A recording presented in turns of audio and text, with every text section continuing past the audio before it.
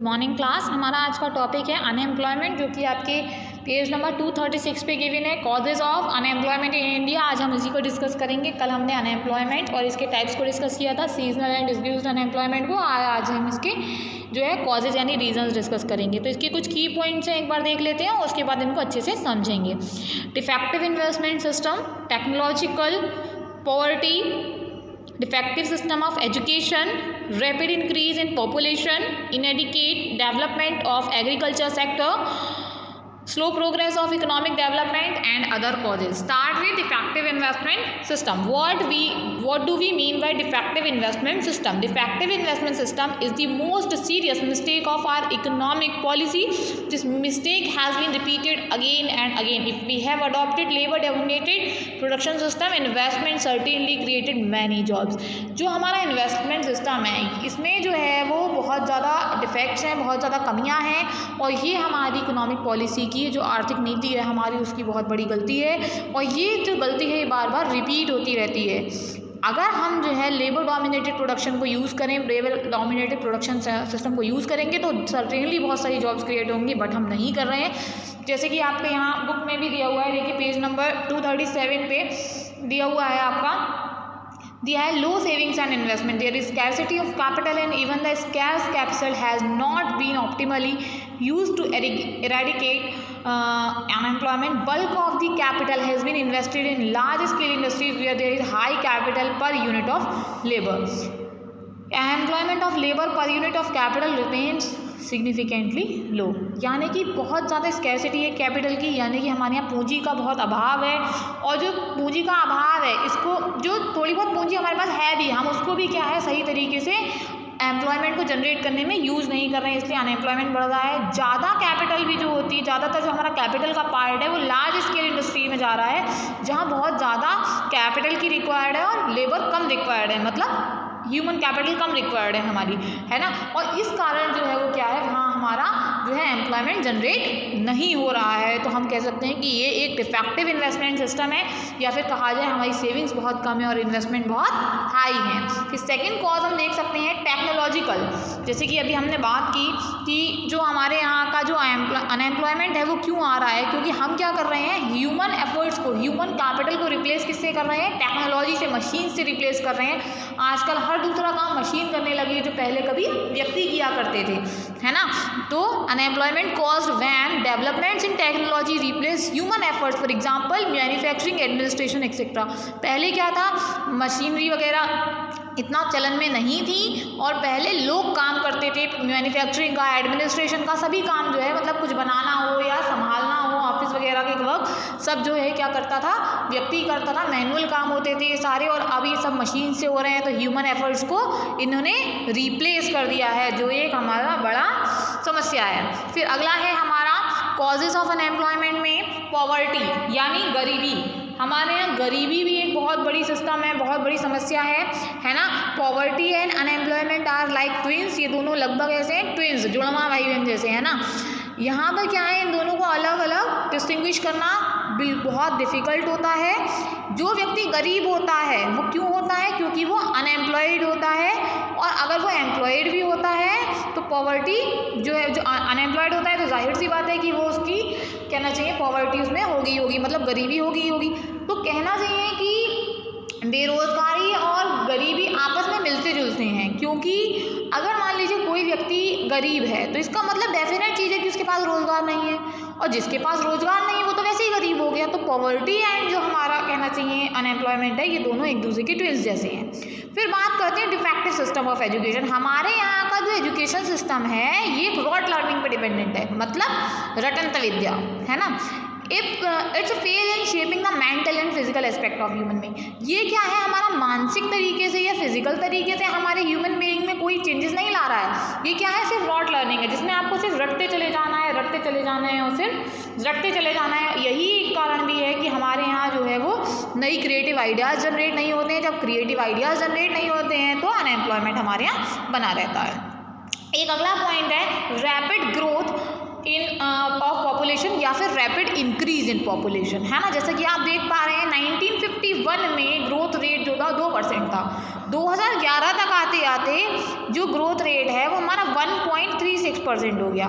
लेकिन स्टिल हम देख रहे हैं कि ये जो है वो इसके बाद भी हमारे यहाँ जो है बहुत ज़्यादा बढ़ता चला जा रहा है। हालांकि क्या है कि ये जो हम जो चार्ट देख रहे हैं, इस चार्ट में आपको परसेंटेज के बिहाफ पे दिखाई दिया जा रहा है, इसलिए आपको अभी ज़्यादा समझ में नहीं आ रहा है। लेकिन क्या है, समय बढ़ने के साथ साथ पॉपुलेशन बहुत बढ़ी है। जैसे कि देखो 1951 से हम 1991 तक देखें तो परसेंटेज भी बढ़ी है 2.70, है ना।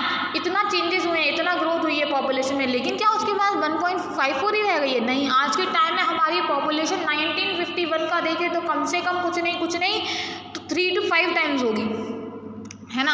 तो पॉपुलेशन बहुत ज़्यादा है, कॉन्स्टेंटली राइजिंग पॉपुलेशन है, और ये बहुत बड़ी प्रॉब्लम है हमारी इंडिया की। Constantly rising population has been a grave problem in India. It is one of the principal factor contributing to unemployment. Despite the competition of 12 5-year plans, the size of unemployment has continued to scale up। 12 5-year plans आ चुके हैं, पंचवर्षीय योजनाएं 12 आ चुकी हैं, उसके बाद भी unemployment जस का तस बना हुआ है, कुछ भी उसमें चेंजेस नहीं आ रहे हैं। और इसका प्रिंसिपल फैक्टर, जो प्रधान कारण है वो क्या है? केवल और केवल पॉपुलेशन का बढ़ते रहना, क्योंकि रिसोर्सेज उतने ही हैं हमारे पास, लेकिन क्या है, उनको यूज़ नहीं कर पा रहे हैं। फिर है इनएडिक्वेट development of agriculture sector. Agriculture sector का कोई ज़्यादा जो है वो कहा जाए डेवलपमेंट नहीं हुआ है। 70% of people are living in villages, hence the agriculture sector should provide the employment to them। 70% जनसंख्या हमारी जो है वो देश की वो गाँव में रहती है, और क्या करती है गाँव में रहने वाली जनसंख्या? अधिकतर जो है खेती पर निर्भर होती है। तो क्या है, एग्रीकल्चर को उन्हें जो है एम्प्लॉयमेंट देना चाहिए, जो कि नहीं दे पा रही है, क्योंकि वहाँ पर डेवलपमेंट प्रॉपर नहीं है। एक तरीके से कहा जाए एग्रीकल्चर और सीजनल ऑक्यूपेशन और लैक ऑफ इरिगेशन फैसिलिटीज़, ये दोनों चीज़ें इसमें फिट पड़ती हैं कि क्या है, agriculture is underdeveloped in India and so offer seasonal employment. No doubt it is primary occupation of our country and a large size of population depends upon it, but its seasonal character does not provide stable job to the farmer throughout the year. यानी कि जो agriculture sector है underdeveloped है हमारे यहाँ का, इसमें seasonal employment मिलता है, मतलब सीजन के अनुसार मिलता है एम्प्लॉयमेंट, और कोई डाउट नहीं है कि हमारी इंडिया का प्राइमरी ऑक्यूपेशन है और बहुत बड़ी संख्या इसके ऊपर निर्भर है। लेकिन इसमें जो है मौसमी जो इसका कैरेक्टर है वो स्टेबल जॉब्स नहीं दे रहा है फार्मर को पूरे साल में, ये एक बहुत बड़ा इसका माइनस पॉइंट है। फार्मर्स जो हैं, farmers often find no opportunity to work for 3 to 4 months in a year. The size of disguisedly unemployed is estimated to be nearly 15% of the total working population in agriculture. यानी कि अगर हम बात करें, जो farmers हैं हमारे 3 से 4 महीने खाली बैठे रहते हैं, उनके पास कोई काम नहीं होता है साल में, और यहाँ डिस्ग्यूज अनएम्प्लॉयमेंट बहुत देखने को मिलता है। टोटल पॉपुलेशन का लगभग 15% डिस्ग्यूज अनएम्प्लॉयमेंट हमारा जो समझिए आप इसमें देखने को मिलता है एग्रीकल्चर सेक्टर में। तो कितनी बड़ी चीज़ होगी कि 15 हर 100 में 15 व्यक्ति जो है एग्रीकल्चर सेक्टर में डिस्ग्यूज अनएम्प्लॉयमेंट में है, तो ये बहुत बड़ी बात हो जाती है। फिर बात करते हैं slow progress of economic development. जो हमारा इकोनॉमिक ग्रोथ है वो बहुत स्लो है। Employment increase is deeply connected with grow rate of economic development, but during the first 3 decades of planning, economic growth rate in India was very slow. As per latest estimates from 2004-5 to 2010-11 period, the average growth of economic development has reached to 28.4%। यहाँ क्या है हमारा कि अगर हम 2010-11 के average growth की बात करें तो केवल 28.4% हमारा ग्रोथ रेट है। एम्प्लॉयमेंट जो है वो ग्रोथ रेट से बहुत ज़्यादा, जो इकोनॉमिक डेवलपमेंट का ग्रोथ रेट है उससे बहुत ज़्यादा कनेक्टेड होता है। लेकिन पिछले 3 दशकों की अगर हम बात करें, स्टार्टिंग के 3 दशकों की बात करें, प्लानिंग की बात करें, तो हमारा ग्रोथ रेट इंडिया का बहुत स्लो है। और इकोनॉमिक ग्रोथ जब कम होगी और पॉपुलेशन बढ़ती चली जाएगी तो क्या होगा, अनएम्प्लॉयमेंट तो जनरेट होगा ही, है ना।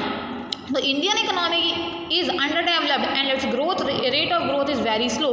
Slow growth rate fails to generate enough employment opportunities for the rising labor force. Size of labor force is much more than the available employment opportunities. क्या है हमारे यहाँ, पॉपुलेशन बढ़ती चली जा रही है, पॉपुलेशन बढ़ती जा रही है तो हमारे यहाँ काम करने वाले लोग बढ़ते चले जा रहे हैं। काम करने वाले तो बढ़ रहे हैं लेकिन काम तो नहीं बढ़ रहा है। जब काम नहीं बढ़ेगा तो क्या होगा, हमारे यहाँ अनएम्प्लॉयमेंट की कंडीशन आ जाएगी। तो यहाँ क्या है, स्लो इकोनॉमिक ग्रोथ हो रही है ना। अब बात कर रहे हैं absence of national economic policy. जो national economic policy seems to have been absent in our country. In democracy, the unemployment cannot be removed through extreme measures. जो हमारा कहा जाए कि एक नेशनल एम्प्लॉयमेंट पॉलिसी, देश की एक रोजगार नीति जो है वो हमारे यहाँ एब्सेंट दिखाई देती है यहाँ पर, कि कोई डेमोक्रेसी जो है हमारे जनतांत्रिक जो है कोई वो इस तरीके का वो नहीं है। मान लो अगर हमारे लिए कोई एक ऐसी पॉलिसी बन जाए जो नेशनल एम्प्लॉयमेंट को जनरेट करती हो, जो नेशनल एम्प्लॉयमेंट से रिलेट हो, राष्ट्रीय रोजगार से संबंधित हो, तो भी क्या होगा, हमारे यहाँ थोड़ा बहुत रोजगार हमें जो है वो देखने को कम मिलेगा। हालांकि हमें बात करें अगर तो decay of cottage and small industries को इसमें समझ सकते हैं कि decay of cottage and small industries during the British regime has given a big blow to the potential of self employment in India. Emergence of large industry in place of small industry after independence has failed to yield employment opportunities to the desired extent.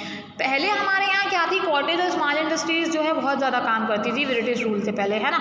लेकिन फिर क्या हुआ, self employment उस समय भी बहुत था हमारे पास। लेकिन जब ब्रिटिश रूल आया उसके बाद क्या हुआ, लार्ज इंडस्ट्रीज, बड़ी बड़ी इंडस्ट्रीज जो है औद्योगिक संस्थाएं खुलने लगी और उन्होंने क्या किया, छोटी औद्योगिक संस्थाओं को वो खा गई, मतलब उन्होंने छोटी संस्थाओं को बर्बाद कर दिया पूरी तरीके से। और इससे क्या हुआ कि हमारे सेल्फ अपॉर्चुनिटीज़ की जो एम्प्लॉयमेंट अपॉर्चुनिटीज़ हमारे यहाँ थी, पहले लोग स्वरोजगार करते थे, अब वो नहीं कर पा रहे हैं। तो ये भी बहुत सारी, तो ये क्या है हमारे यहाँ एब्सेंस नेशनल एम्प्लॉयमेंट पॉलिसी का जो हमारे यहाँ कहा जाए एब्सेंस है, ये उसके ड्रॉबैक है ना। अब बात कर रहे हैं बहुत सारे कॉजेज, जो भी और भी बहुत सारे कॉजेज हैं। तो क्या है, unemployment is the market power of unions, high wage can improve worker health, lower worker turnover, increase worker effort and raise worker quality.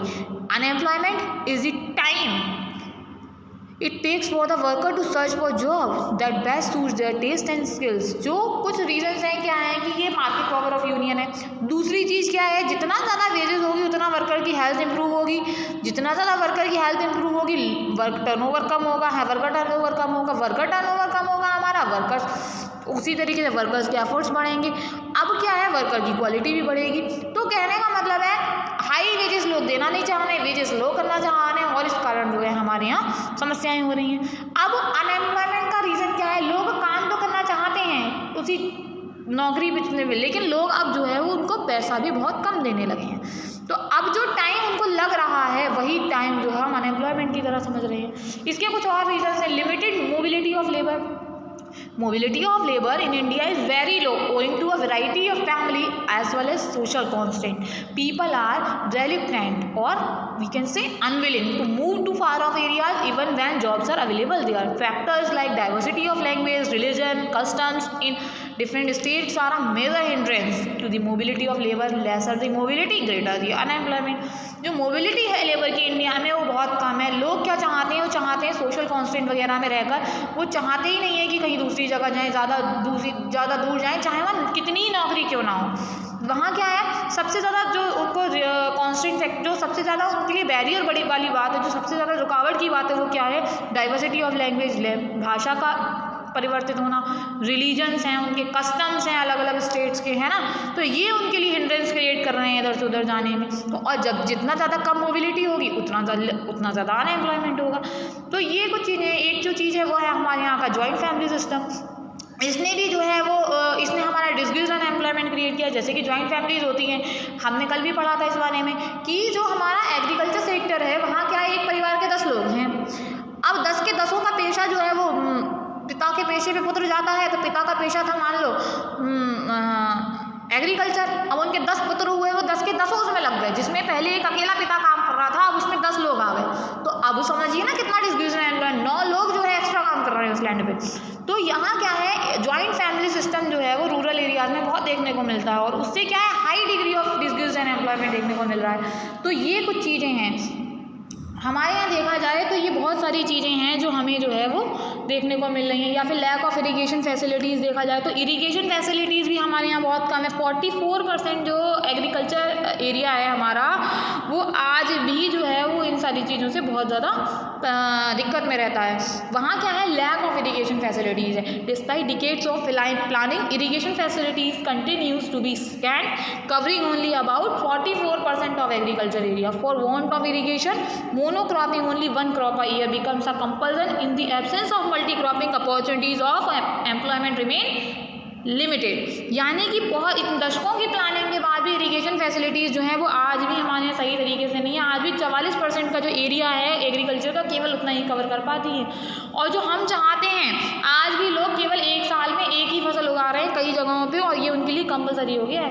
Multi cropping की एब्सेंस देखने को मिलती है और इस कारण क्या है, अपॉर्चुनिटी एम्प्लॉयमेंट की जो है वो लिमिटेड हो गई हैं। तो ये जो है हम देखें, अगर अनएम्प्लॉयमेंट के रीजंस की बात करें अगर हम, तो इकोनॉमिक ग्रोथ बहुत कम है, पॉपुलेशन बहुत ज़्यादा है, एग्रीकल्चर पे कुछ ध्यान नहीं देना है, जॉइंट फैमिली सिस्टम है, कॉटेज एंड स्मॉल इंडस्ट्रीज़ का जो एक दौर था उसका ख़त्म हो जाना है ना, सेविंग और इन्वेस्टमेंट का लो होना है, सही तरीके से यूज़ नहीं होना है, limited mobility of fact labour, या बहुत सारी ऐसी चीज़ें जो हैं वो यहाँ हमें देखने को मिलती हैं। सो आज के लिए इतना ही।